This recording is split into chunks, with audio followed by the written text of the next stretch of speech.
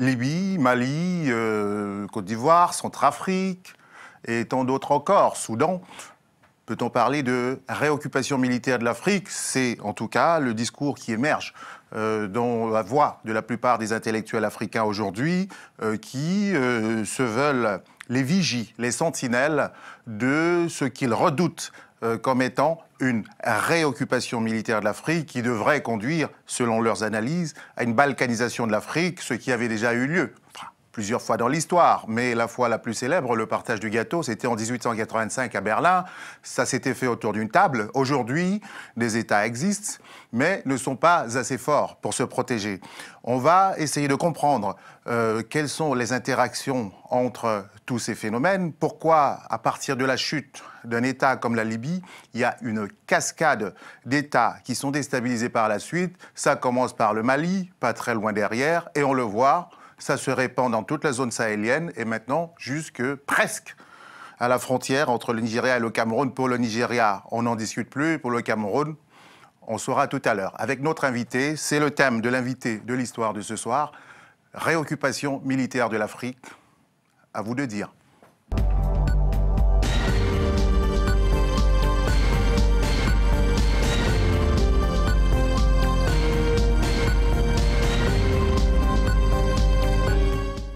Bonsoir et bienvenue à notre programme dont vous êtes de plus en plus fidèles et même étant établis très très loin de la France d'où a été mise cette émission. Du Canada, on reçoit beaucoup d'encouragement et même de l'Orient de plus en plus. Cet Orient qui est de plus en plus africain, c'est ce qu'on va voir également dans cette émission.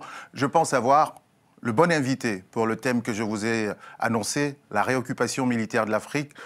Je vous le présente sans plus tarder, Monsieur Hamza Boukari Yabara, c'est bien dit? C'est bien dit. C'est bien dit. Vous êtes donc historien. Tout à fait, historien du panafricanisme. J'ai travaillé sur l'histoire de ce mouvement politique, culturel et social qui a déjà plus de 200 ans, en m'intéressant un petit peu au rôle entre cette idéologie et les mouvements de libération, notamment à l'époque des indépendances, et à la manière dont cette idéologie a ensuite évolué sous diverses formes. Vous êtes docteur de l'École des hautes études en sciences sociales de Paris. Tout à fait, mais la plupart de mes travaux en fait ont été menés en Tanzanie, notamment à Dar es Salaam, qui était la base des mouvements de libération dans les années 60, 70, 80. Également dans la Caraïbe, puisque le panafricanisme est un mouvement global. Donc je me suis intéressé non pas à l'histoire de ce qu'on appellerait la diaspora africaine, mais plutôt de ce que j'appellerais la famille africaine mondialisée. Et vous enseignez également dans la même école, il me semble. Alors j'ai eu l'occasion d'enseigner, en fait, tout d'abord à Montréal, donc au Canada, pendant un an, puis de donner également plusieurs conférences dans plusieurs universités africaines, notamment à Kinshasa, à Ouagadougou, également à Ouida, au Bénin. Donc à chaque fois, il y a cette volonté d'apporter l'histoire ou une vision de l'histoire de l'Afrique au maximum de personnes. Et enfin, j'ai eu également l'occasion de mener des recherches dans les territoires palestiniens sur la question des Afro-Palestiniens, parce que je pense qu'il est important aujourd'hui, vu la situation internationale, que les Africains apprennent à réfléchir sur tous les conflits qui concernent le monde, y compris celui-ci qui est un conflit également africain et colonial. Nous parlons aujourd'hui, un thème que nous avons défini ensemble, de réoccupation militaire de l'Afrique. C'est bien cela. Et vous êtes justement l'auteur de cet ouvrage, Nigeria, tout simplement, qui aborde la question de sur quel angle dans ce livre-ci? Alors c'est une approche, une analyse transversale qui essaie de comprendre un petit peu les dynamiques internes au Nigeria qui ont conduit en fait à la situation que l'on connaît actuellement, qui n'est pas une surprise pour les personnes qui suivent ce pays depuis un certain temps. Ce qui arrive aujourd'hui était prévisible depuis assez longtemps, et c'est d'ailleurs l'un des faits que l'on voit lorsqu'on discute entre analystes, experts, historiens, géopoliticiens. Il y a un manque d'anticipation de la part de nos élites et de nos dirigeants qui doit nous alerter et qui nous amène évidemment à vulgariser les connaissances. Et dans le cas du Nigeria, où nous voyons actuellement beaucoup d'experts et de spécialistes se présenter sur les plateaux, je crois qu'il est important que d'autres experts ou spécialistes prennent la peine de vulgariser cela et de le vulgariser en langue française, parce que le Nigeria est un pays anglophone. Il y a toujours cette fameuse division de la langue entre francophones et anglophones qui fait que très peu de francophones ont accès à la compréhension de l'histoire de ce pays. Est-ce que vous êtes auteur d'autres ouvrages? Alors, j'ai un ouvrage sur le Mali dans la même collection qui doit sortir effectivement à la fin du mois. J'ai un ouvrage qui est également signé sur la figure de Walter Rodney qui doit sortir aux éditions... Walter Rodney qui était Walter Rodney qui était un militant panafricaniste et marxiste des années 70-80 qui allie en fait toute la dynamique du Black Power avec les luttes anti-impérialistes et les luttes de libération donc dans ces années-là et qui a été assassiné le 13 juin 1980, donc il y a quasiment exactement 34 ans jour pour jour. Et enfin, j'ai un dernier ouvrage qui doit sortir à l'automne aux éditions de La Découverte, qui est une histoire du panafricanisme, qui est reliée en même temps à mon engagement donc, de secrétaire chargé du programme politique pour la Ligue panafricaine Umoja, qui opère à la fois dans les territoires du continent, mais également en Europe et ailleurs. C'est quoi exactement cette Ligue Umoja dont j'ai déjà reçu quelques membres ici et qui nous ont fait des émissions excellentes, notamment sur Cheikh Anta Diop? Alors la Ligue panafricaine Umoja, c'est une organisation d'Africains et d'Antillais motivés pour préparer les conditions de l'avènement d'un État fédéral d'Afrique noire. Ça ne va pas se faire du jour au lendemain.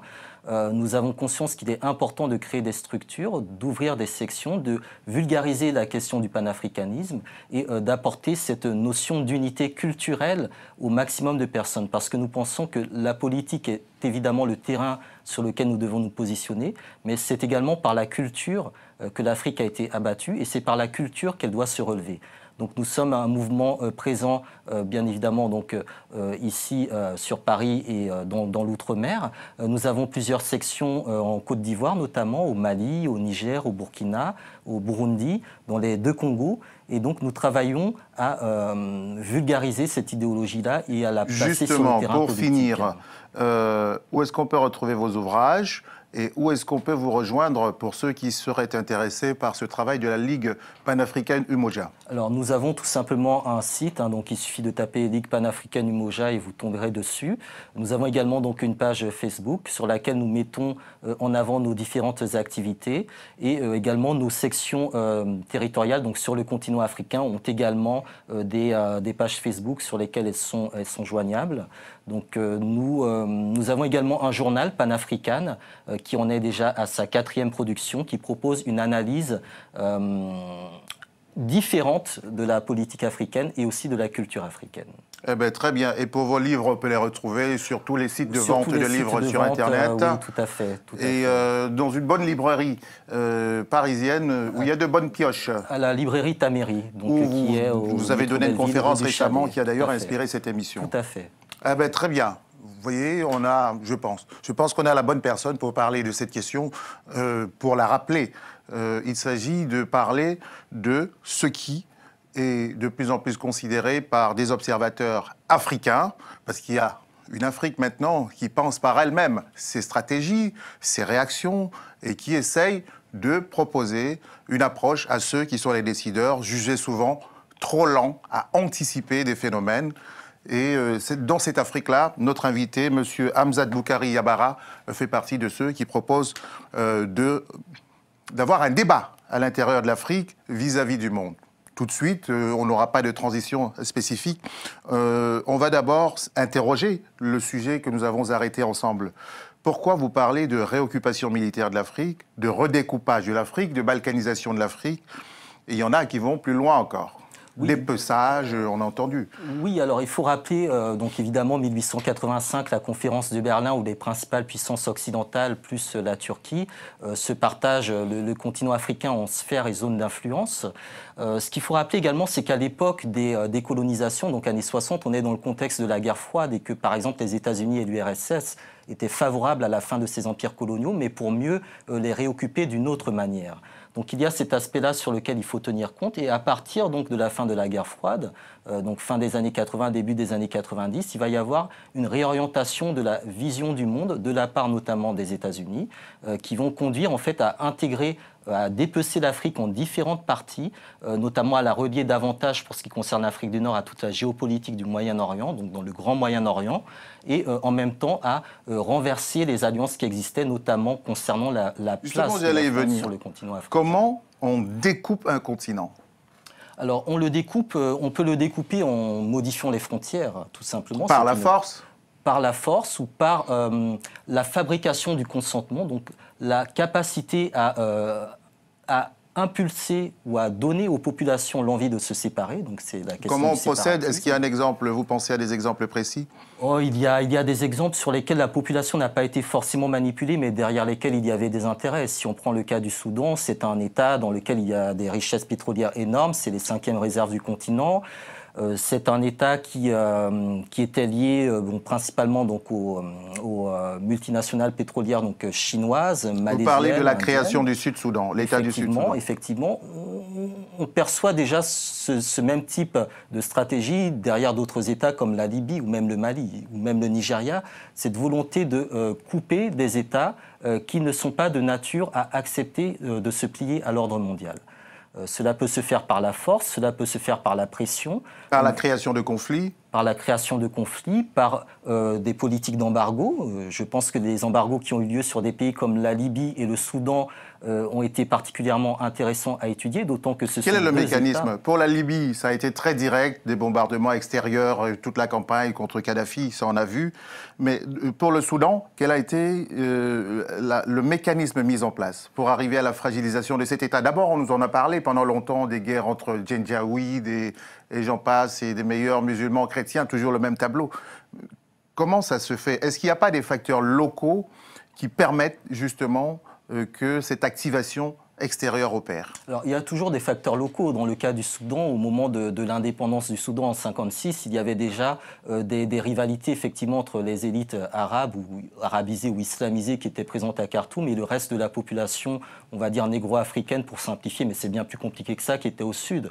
Donc toutes ces rivalités ont été effectivement exploitées par les différents régimes. Et lorsque, en 83, donc Nimeri propose d'appliquer la charia à l'ensemble du pays, bien évidemment, cela n'était pas de nature à être accepté par l'ensemble de la population. Donc il y a un certain nombre de politiques un peu aventurières, je pense, des dirigeants africains sur lesquels des mécanismes et des stratégies de déstabilisation se fixent. Donc j'ai tendance à penser que, d'une certaine manière, les dirigeants africains facilitent le travail de ceux qui arrivent après. Et c'est ça qui est extrêmement grave. Alors, on a l'impression également que ce sont les mêmes lignes de fracture qui ont toujours existé historiquement qui, aujourd'hui encore, sont utilisées. Je vais prendre l'exemple du Soudan. Vous avez parlé de 56. On peut remonter plus loin, quand ils étaient sous administration britannique, ottomane. Ce sont toujours les mêmes oppositions depuis très longtemps. Et les mêmes lignes de fracture qui sont réactivées aujourd'hui. Tout à fait. Nous, en Afrique, on ne les a jamais refermées. Alors, je pense que l'une des questions qui se pose, c'est celle du fameux principe de l'intangibilité des frontières, ce sacro-saint principe qui a conduit donc les pères fondateurs, au moment des indépendances, à conserver les frontières coloniales. Il était important de redessiner la carte de l'Afrique avec un point de vue africain et de faire en sorte qu'un maximum de conflits ou de conflits potentiels soient étouffés par des unifications ou d'éventuels séparatismes. Or, ce travail-là n'a pas été fait. Or, il me semble qu'aujourd'hui, il est essentiel de s'y réattacher et de revenir sur cette question. Qu'est-ce qui empêche l'Afrique et ses dirigeants d'avoir une stratégie qui leur permette d'échapper à ces manipulations? Qu'est-ce qui les freine? Qu'est-ce qui les bloque? Je pense qu'il y a un manque d'initiative, un manque de capacité d'initiative. Et il y a également, je crois, des structures qui sont extrêmement puissantes, qui pèsent sur la plupart des régimes et qui les empêche de développer quoi que ce soit qui irait dans le sens des intérêts africains. Est-ce qu'on va rester fataliste en se disant c'est comme ça ne va jamais changer? Ou alors c'est peut-être une question générationnelle? Est-ce qu'il y a une génération qui a compris les enjeux et qui, comme vous... Alors, il y a une génération qui peut comprendre les enjeux, mais là encore, au niveau de la jeunesse, je crois qu'il est important de faire un travail de conscientisation et de mobilisation politique. Quelqu'un comme Kadhafi, qu'on le veuille ou non, la Libye avait un niveau de vie qui était plutôt décent, l'un des meilleurs du continent. Logiquement, on peut penser que la population aurait dû être très contente. Or, il s'est trouvé dans cette population une minorité de réformistes qui a été utilisée pour appliquer à la Libye le fameux concept des printemps arabes. Donc, on voit bien que même au sein de la population, certains mouvements, entre guillemets, progressistes peuvent être récupérés pour donner lieu à des choses qui n'ont absolument rien à voir avec les intentions premières. Justement, attardons-nous sur le cas libyen. Parce qu'aujourd'hui, tout le monde s'accorde à dire que la déstabilisation de la Libye a entraîné la cascade de ce qu'on observe derrière, le Mali et autres. La Libye, avant qu'il y ait les bombardements et la mort, l'assassinat de Kadhafi, c'était quoi? C'était structuré comment? Et comment est-on parvenu à la déstabiliser?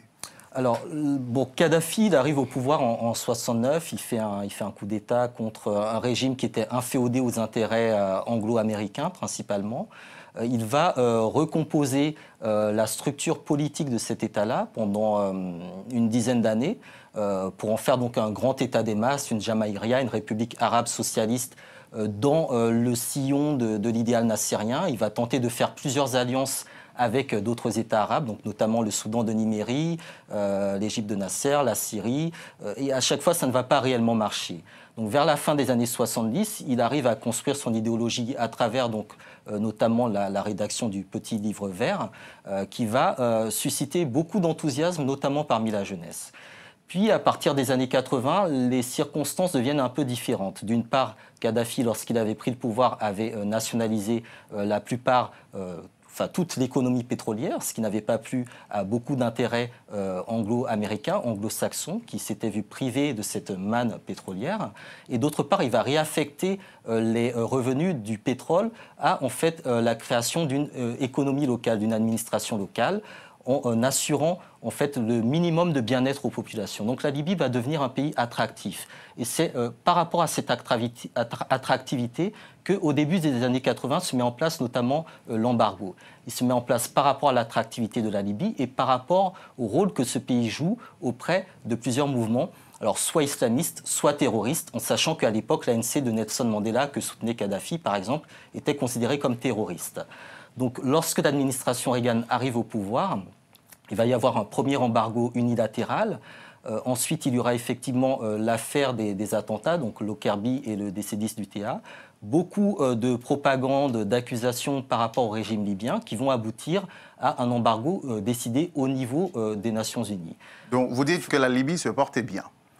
Le Libyen moyen, il n'avait pas besoin de s'exiler. Alors c'est un peu plus compliqué que cela, parce que bien évidemment, la Libye s'est retrouvée placée sous embargo. Donc un pays qui se retrouve placé sous embargo doit développer... Donc ça fait partie des stratégies, les embargos, vous avez dit tout à l'heure. Les embargos font partie des stratégies pour affaiblir un pays. C'est dans l'idée que ce pays, en l'isolant commercialement, économiquement et diplomatiquement, ne s'en sortira pas. Il sera asphyxié.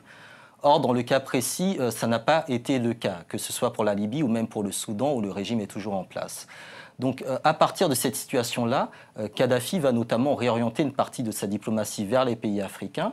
Et c'est par le biais, notamment de Nelson Mandela. Lorsque Mandela sera libéré, il fera un voyage en 1997 à Tripoli, donc en brisant l'embargo américain et en répondant à l'époque aux Américains qu'aucun pays n'a le droit de dicter aux autres ce qu'ils doivent faire.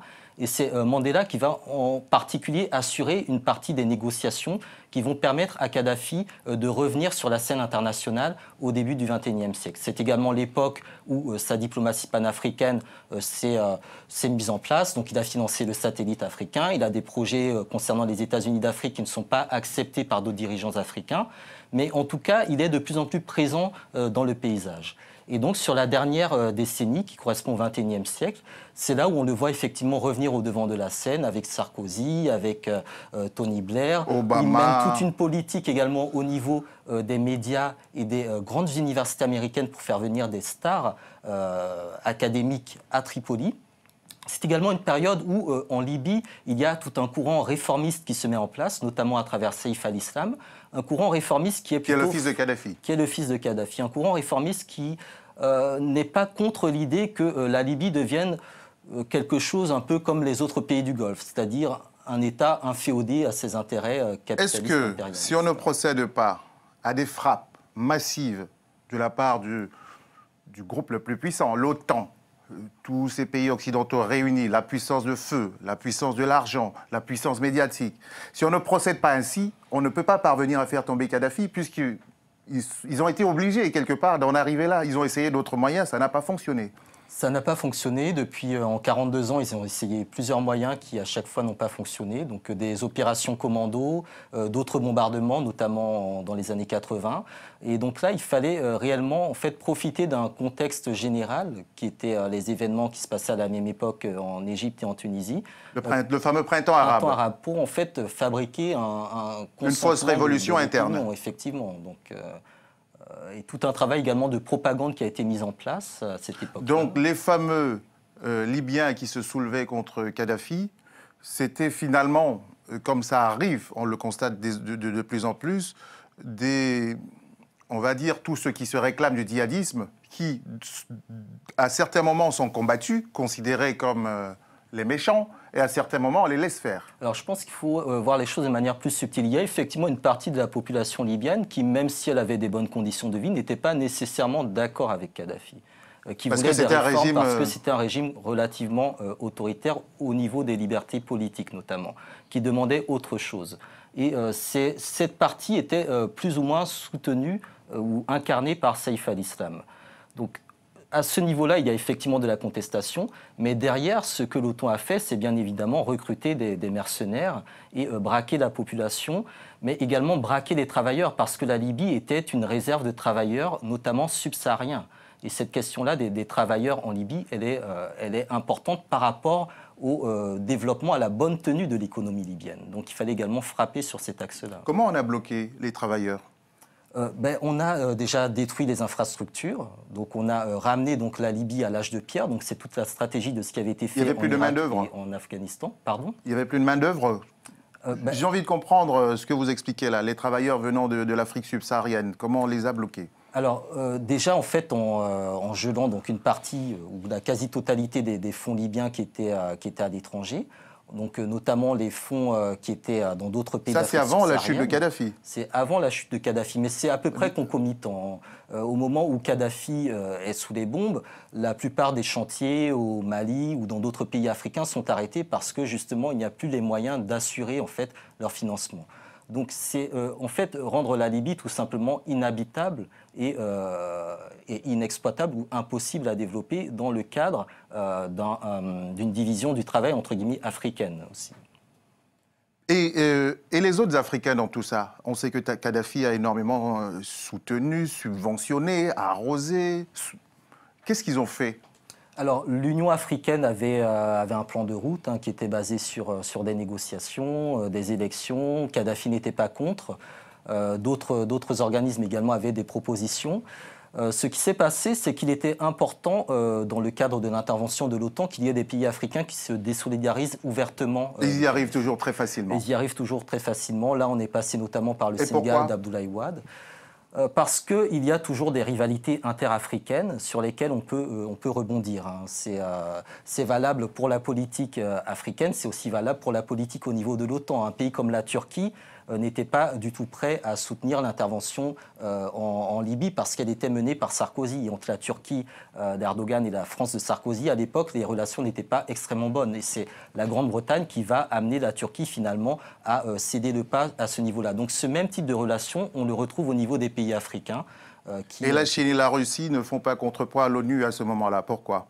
Alors la Russie déjà n'a pas accepté de voter la résolution initiale. La Chine également.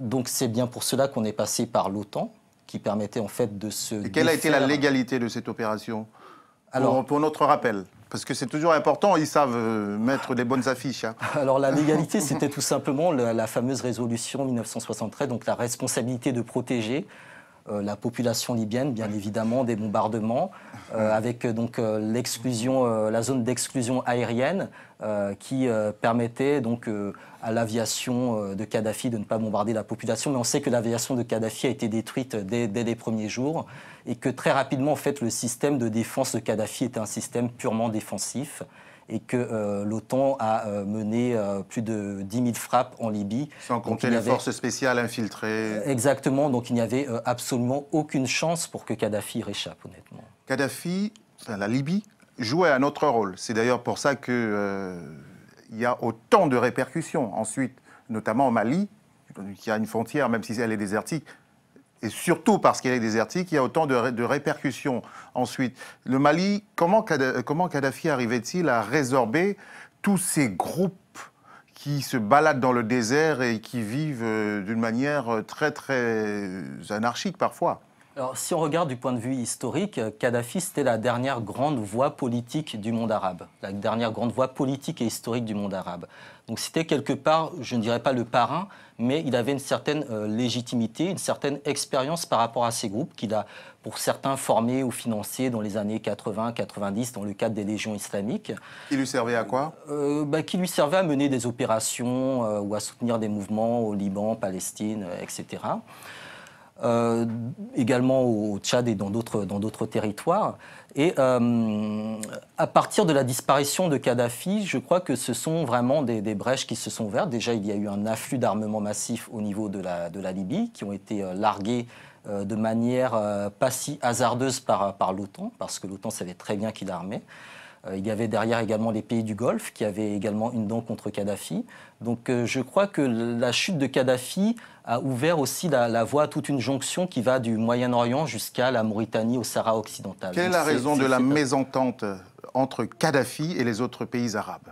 Alors Kadhafi avait une posture, je dis bien une posture, indépendantiste, nationaliste, révolutionnaire, anti-occidentale, qui n'était pas du goût des autres.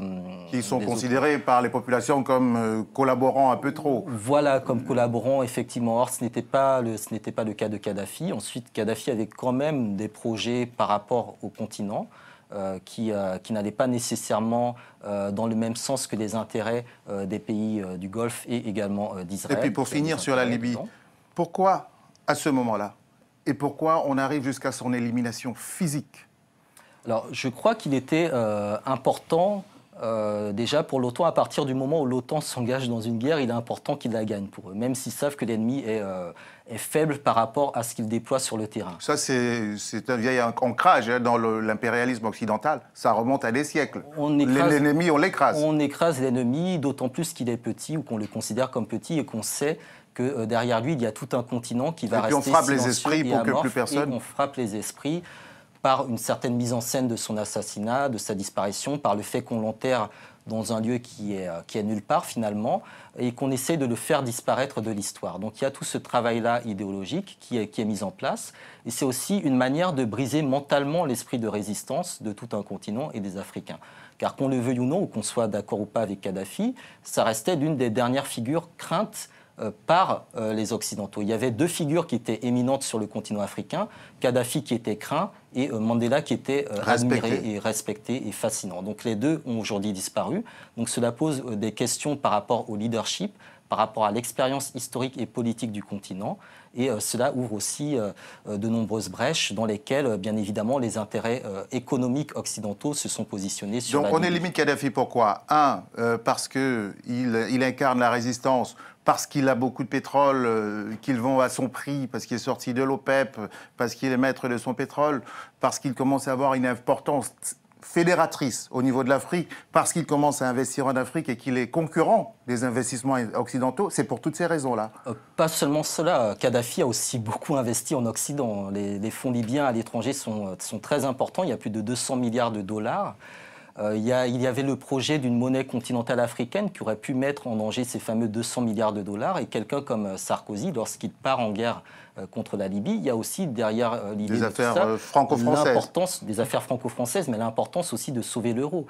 Des groupes comme Goldman Sachs et compagnie ont également des intérêts. Il y a toute une structure, une architecture de la finance internationale et de l'énergie internationale qui gravitait autour de la Libye, qui voulait s'emparer de ce morceau-là. Donc la question n'est pas morale en disant c'est un dictateur, la question est autre. La question est bien évidemment autre, c'est celle des intérêts et c'est celle de contrôler à la source et de contrôler, enfin l'intention était de contrôler ce qu'allait devenir la Libye, mais on voit bien que la stratégie est beaucoup plus de balkaniser la Libye aujourd'hui et de la faire éclater donc en 2-3 groupes, des fameux 3 zones qui existaient avant la réunification de la Libye dans les années 50. Et on arrive tout pile à la question malienne, le Mali juste derrière. Pour la Libye, on a vu comment ça a été orchestré, parfait. Pour le Mali, on procède comment? Il y a un président qui est là, ATT, et puis soudainement, il est où d'ailleurs, ATT? Il doit toujours être au Sénégal, il me semble. Donc, à ma connaissance, aux dernières nouvelles, qu'est-ce qui se passe entre le débat sur est-ce qu'il va se représenter, est-ce qu'il ne va pas se représenter, et puis un beau matin, il y a une rébellion. Qu'est-ce qui se passe? Il y a... Déjà, il y avait un mécontentement de la population dans le Nord par rapport à la gestion de la crise sécuritaire, mais également sanitaire dans le Nord. Il y avait un mécontentement par rapport à la politique d'ATT, et il y avait au sein de la société civile, des différents opérateurs économiques, également une insatisfaction ou une déception par rapport au double mandat d'ATT qui avait gouverné par le consensus. On s'est rendu compte que la question du consensus n'avait pas amené le Mali. Il y avait un débat sur la corruption, très profond aussi au Mali. Il y avait un débat évidemment sur la corruption, sur l'état de droit, sur l'état des forces armées. Donc il y avait tout un tas de... Ça c'est le contexte intérieur, le fameux, qui permet toujours... Qui permet de fragiliser tout simplement à la fois l'unité nationale et également de renforcer ceux qui sont contre cette unité nationale. Et il y a eu au cours de l'histoire malienne un certain nombre de rébellions touareg dans le nord, des intérêts également géostratégiques dans le nord, et le cas de la guerre de Libye et de l'ouverture d'un couloir qui a permis à plusieurs combattants d'aller de Libye au Mali, en passant notamment par le Niger, a permis de réactiver un certain nombre d'alliances et de combattants qui se sont retrouvés sur le terrain du Nord Mali, qui ont rejoint d'autres mouvements comme le MNLA, qui sont plus ou moins proches de services algériens, voire français. Et tout cela, je pense, a donné un mélange contre lequel l'État malien, en soi, n'était absolument pas préparé à réagir. Qui sont ces combattants? Alors, certains sont... alors, si on prend le cas... un certain nombre sont d'anciens combattants du GSPC, des anciens Algériens. Donc il y a des Algériens. 90. Il y a sans doute une part d'anciens rebelles Touareg, déjà des précédentes rébellions, dont certains avaient été intégrés dans l'organigramme militaire de l'État malien, qui ont ensuite profité de la situation pour retourner leur veste.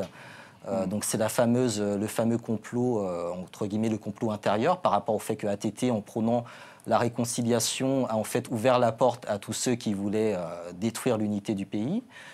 Et il y a enfin des combattants qui viennent de territoires beaucoup plus loin, djihadistes, notamment de Libye, mais également de toute la zone du Moyen-Orient, qui viennent avec tout un arsenal. Donc le fameux djihadisme, c'est une réalité? C'est une réalité, mais pas nécessairement dans le contexte d'une guerre sainte. Il y a derrière tout cela des intérêts. Il y a la volonté d'établir des bases arrières d'autres mouvements qui peuvent frapper d'autres zones, parce que la question qui se pose n'est pas tellement de renverser, d'opérer au Mali pour renverser l'État malien. C'est beaucoup plus être présent dans une zone pour agir sur d'autres zones. Donc c'est cette question-là qui se pose en fait. Pour le cas de la France, par exemple, c'était notamment les intérêts au Niger, donc ce n'était pas nécessairement stratégiquement, géographiquement au Mali, mais c'était dans le territoire d'à côté. C'est des routes à sécuriser, des intérêts à sécuriser, qui font qu'on voit très bien vers où se tourne la menace et vers où elle pourrait L'Afrique n'a déjà pas fini de régler les problèmes structurels. Après avoir subi tout ce qu'elle a subi dans l'histoire, on le rappelle tout le temps parce que c'est comme ça. Il y a eu l'esclavage, il y a eu la colonisation, il y a eu la partition de l'Afrique. C'est une nouvelle balkanisation. Il y a tous ces États inféodés à des puissances coloniales, occidentales.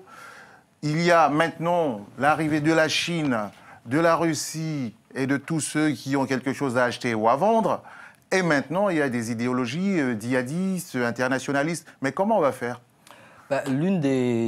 Comment on va faire, c'est une bonne question, c'est un vaste débat. Je crois qu'il est déjà important que les Africains prennent l'habitude de dialoguer beaucoup plus entre eux sur ces questions éminemment stratégiques. Parce qu'il y va vraiment de la souveraineté de nos États et de la survie de nos populations. Donc je crois qu'il est important de renforcer la connaissance de ce à quoi nous avons affaire, de renforcer le renseignement, la solidarité au niveau des différents services d'information et d'intervention. Mais je crois que cela ne peut passer que par une solution politique. Donc il est important que les différentes forces politiques progressistes du continent arrivent à créer une plateforme pour discuter de ces points et pour voir dans quelle mesure il est capable de créer un cordon sanitaire ou un front de résistance par rapport à ce qui est en train de se passer aujourd'hui. Rappelons le thème de l'émission, réoccupation militaire de l'Afrique. Tout ce que vous nous expliquez, c'est que c'est orchestré, ce n'est pas hasardeux. On parle de la Libye, là maintenant on parle du Mali, et puis on arrive à parler maintenant du Nigeria. Ce sont des mouvements qui ont une cohérence d'ensemble. Ce sont des mouvements qui ont une cohérence d'ensemble et pour les contrer, il est nécessaire également d'avoir une cohérence d'ensemble. Je crois que ce qu'il manque au niveau de nos États, c'est une réponse idéologique solide, claire et persévérante. Dans le cas du Nigeria, on voit bien que la gestion du cas Boko Haram par Goodluck Jonathan est extrêmement erratique. Un coup à gauche, un coup à droite. Avant d'arriver au Nigeria, juste une dernière question sur le Mali. On nous a annoncé une opération internationale, l'opération Serval. Serval, tout à fait. On se rend compte que le Mali n'est toujours pas sécurisé ni pacifié complètement. En tout cas, la zone qui était en difficulté, le nord, parce que récemment encore à Kidal, en plein territoire malien, un Premier ministre a été empêché d'atterrir, ou des choses comme ça. Qu'est-ce qui explique que les Français, avec ceux qui les accompagnaient, les Tchadiens notamment, qui ont payé beaucoup au Mali, n'aient pas libéré Kidal? Tout simplement, l'objectif de la France n'est pas de libérer Kidal, c'est de sauvegarder ses intérêts. Après, c'est à l'État malien ou aux Africains en général de se coordonner pour libérer leur continent. C'est quoi les intérêts français sur place? Alors, il y a des intérêts liés à pas mal de prospection. Il est important, je pense, de rappeler qu'entre le moment où Diokounda Traoré a a laissé la main donc, à Ibrahim Boubacar Keïta, il y a eu énormément de contrats qui ont été renégociés à ce moment-là. Donc, il y a des intérêts. Des contrats concernant quelle matière? Pétrole, or, tout ce qu'on peut trouver en fait dans le sous-sol malien, en sachant qu'il y a également actuellement des recherches pour trouver d'autres sites. Et il y a le Niger pas loin avec l'uranium d'Areva. Il y a évidemment le Niger pas loin avec l'uranium d'Areva, et il y a toujours cette idée que la menace pourrait atteindre Bamako, où il y a aussi d'autres intérêts français. Donc, le fait de ne pas sécuriser Kidal participe directement de cette réoccupation, d'une certaine façon, c'est-à-dire par un mouvement interposé, puisque ce sont des mouvements qui menacent l'intégrité des États africains. Alors, plus un État reste dans l'insécurité, plus il est important d'être justement présent militairement. Donc, si la France libérait, entre guillemets, Kidal, elle n'aurait plus qu'à repartir, vu que Kidal serait libéré et sécurisé. Or, dans la stratégie de la réoccupation, pour occuper, il faut qu'il y ait un motif d'occupation. Donc, il faut qu'il y ait une menace. Donc, il faut faire, d'une certaine manière, vivre ou survivre cette menace ou la laisser latente ou présente dans l'esprit des populations. C'est ce qu'on appelle maintenant dans les centres de recherche américains laisser un foyer de tension basse. Laisser un foyer de tension basse, fabriquer le consentement, occuper les esprits, effectivement. Et comment on passe de cette situation-là, quel est le rapport avec ce qui se passe au nord Nigeria et avec la frontière camerounaise aujourd'hui? Alors au nord Nigeria, le cas de Boko Haram, déjà ce n'est pas la première insurrection islamiste que le Nigeria connaît. Le Nigeria a connu pire à certaines époques, la guerre du Biafra. Qui était plutôt de l'autre côté, au sud du pays. Et d'ailleurs, beaucoup de personnes soulignent que si Boko Haram opérait dans le sud pétrolier, la question serait réglée depuis très longtemps. Lorsqu'on voit Goodluck Jonathan dire qu'on ne négocie pas avec des terroristes, il a négocié avec d'autres groupes du même genre dans le sud où il y avait beaucoup plus d'intérêt. Notamment. Exactement. Donc dans le cas du Nigeria, il y a une construction à la fois interne et externe de Boko Haram. À l'origine, donc une secte qui avait pignon sur rue au début des années 2000, créée par Mohamed Youssouf, qui a ensuite développé un certain nombre d'écoles tenues par Boko Haram, où on enseignait notamment une certaine vision de l'islam, qui s'est wahhabitisée avec le temps, notamment grâce à des financements venant de pays du Golfe, par l'intermédiaire... Quand les pays du Golfe financent, ils savent qui ils financent? Ils savent qu'ils financent. Ils financent pour acheter des livres ou ils savent qu'on va acheter des armes? Ils financent déjà une certaine idéologie qui peut se retrouver effectivement dans l'utilisation d'armes. Ce qui n'est pas proscrit, même dans certains textes. Tout à fait. L'idée de guerre sainte, effectivement, n'est pas nécessairement contraire aux intérêts de ces monarchies du Golfe, effectivement. Donc comment un groupe qui avait pignon sur rue, on sait que Mohamed Youssouf, par exemple, ne se cachait pas, il a été arrêté puis libéré plusieurs fois. Il roulait donc dans sa Mercedes, il était connu, on pouvait aller le voir, effectivement. Les autorités nigérianes ont très mal géré l'affaire puisqu'il a été victime d'une exécution extrajudiciaire en 2009 et que l'absence de justice par rapport à son cas a attisé beaucoup de... beaucoup de frustration au niveau de tous les jeunes qui le voyaient vraiment comme un guide, comme leur maître. Et parmi ces jeunes-là, d'autres étaient beaucoup moins idéologiquement formés, étaient beaucoup plus axés sur l'aspect de petite criminalité, de petite délinquance. Et ce sont ces personnages-là qui vont progressivement monter en grade, vont être endoctrinés par d'autres personnes formées ailleurs avec une expérience idéologique plus rigoureuse, et ce sont eux qui vont les utiliser comme des marionnettes et qui vont leur assurer également une certaine impunité. Il y a un lien entre Boko Haram et ces mouvements djihadistes plus au nord jusqu'à la Libye, au moins en termes de matériel de guerre qui circule? Oui, le matériel circule très, très clairement. En tout cas, le matériel de guerre que l'on retrouve au nord du Nigeria, c'est évident qu'il ne vient pas du sud du Nigeria, il vient beaucoup plus des régions septentrionales. Donc on sait également qu'un certain nombre de combattants de Boko Haram ont été se former ou s'entraîner au niveau du Nord Mali. Donc il y a des gentleman's agreements et on voit bien que les différents foyers se font un petit peu la passe. Alors un coup on attaque ici, un coup on attaque là, puis là on se calme un petit peu, puis là on se réveille. Donc il y a un jeu du chat et de la souris. Comment on explique qu'un groupe se soit autant déployé en une dizaine d'années, au vu et au su de tout le monde? Qu'est-ce qui fait que... Est-ce que le Nigeria n'a pas une armée assez puissante, ou alors... L'armée est corrompue en partie, d'une part, et d'autre part, l'armée est sous-équipée. Même si elle compte à peu près 80 000 hommes, c'est une armée qui n'est pas nécessairement suffisamment entraînée, qui n'est pas non plus présente sur l'intégralité du territoire. Il y a des points stratégiques. Il faut quand même rappeler que le Nigeria est une république très très vaste, avec 36 États. 36 États. Ceux du Nord ont déjà une douzaine qui pratiquent la charia, on ne le dit jamais. Pratiquent la charia du point de vue politique, mais la charia ne veut pas dire que les filles ne vont pas à l'école. Les filles vont à l'école, y compris dans les États du Nord.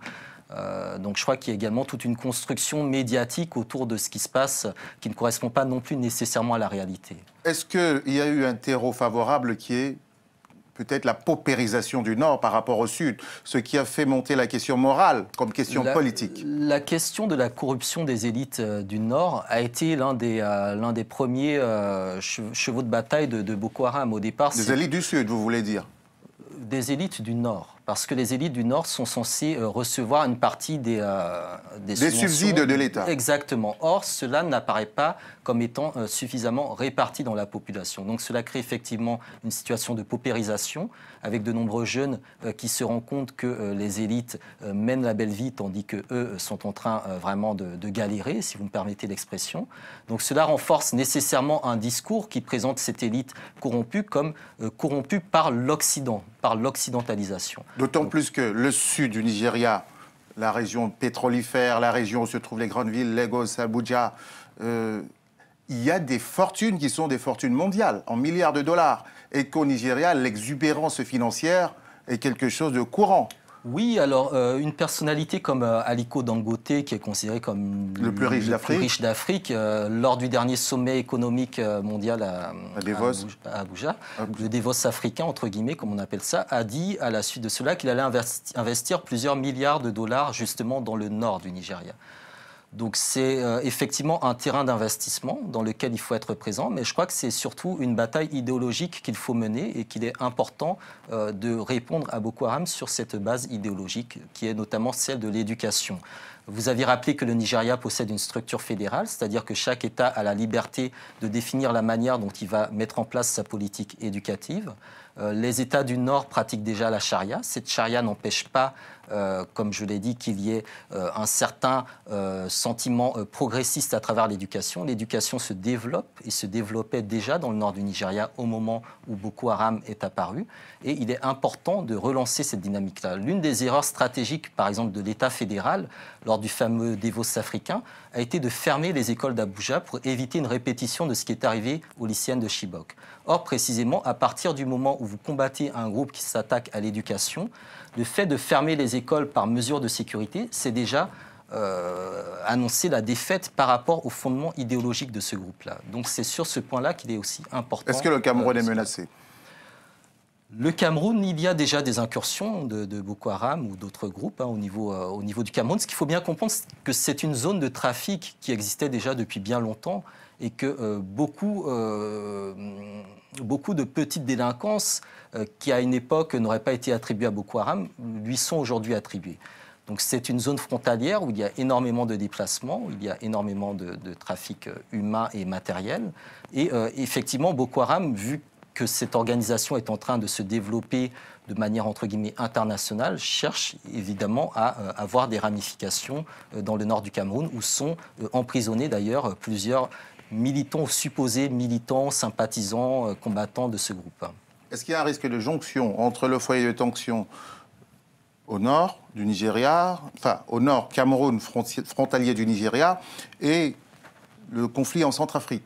Est-ce qu'il n'y a pas quelque chose qui est en train d'être creusé par ces groupes?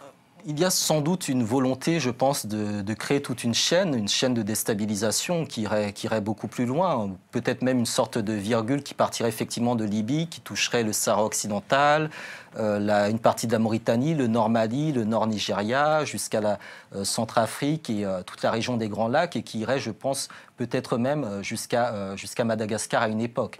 Donc il y a tout un axe qui remonte après sur la Somalie, la Corne de l'Afrique, un axe de déstabilisation qui paraît évident. Après, est-ce que les États africains seront suffisamment vigilants par rapport à cela? Justement, il nous reste 5 minutes d'émission. Consacrons-les quand même à comprendre les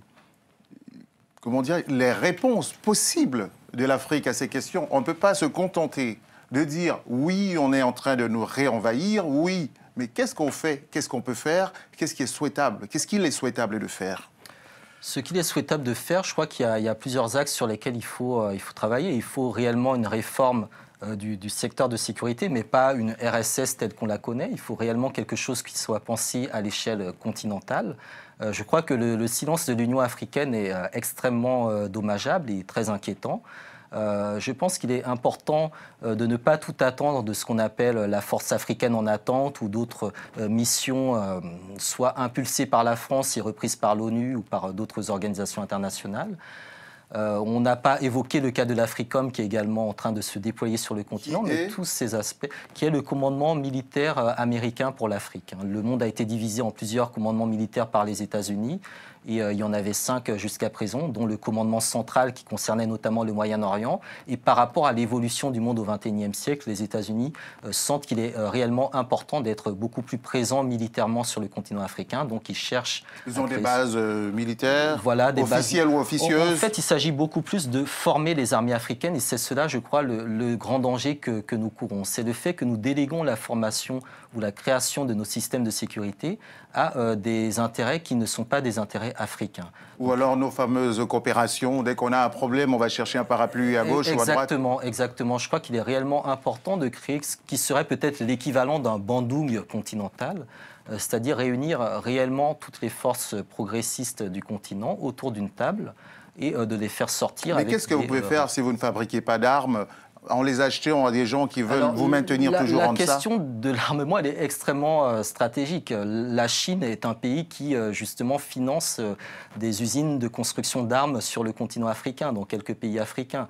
Donc, il est important, effectivement, d'avoir la capacité de construire ses propres armes, parce que c'est en ayant cette capacité-là qu'on est en mesure de contrôler l'envoi d'armes sur le continent, à partir du moment où l'Afrique fabrique ses armes et n'a plus à demander à ce qu'on lui envoie des armes de l'extérieur, tout en sachant que ces armes seront envoyées de manière ciblée ou extrêmement désordonnée. Donc il est extrêmement important de réaliser cela d'une certaine manière, mais il faut que cela soit réalisé sous un contrôle politique clair. Or, en l'état actuel, le leadership politique du continent ne semble pas en mesure de comprendre. Est-ce que simplement le fait que beaucoup de dirigeants sont là parce que c'est toujours l'ancien système qui veut qu'on soit adoubé par l'Occident pour être président dans un certain nombre de pays, jusqu'à aujourd'hui encore? Il y a bien évidemment cet aspect-là sur lequel on doit à tout prix, je pense, s'insurger et réagir de manière intelligente et stratégique. Il y a après, je crois, une certaine apathie au niveau des populations.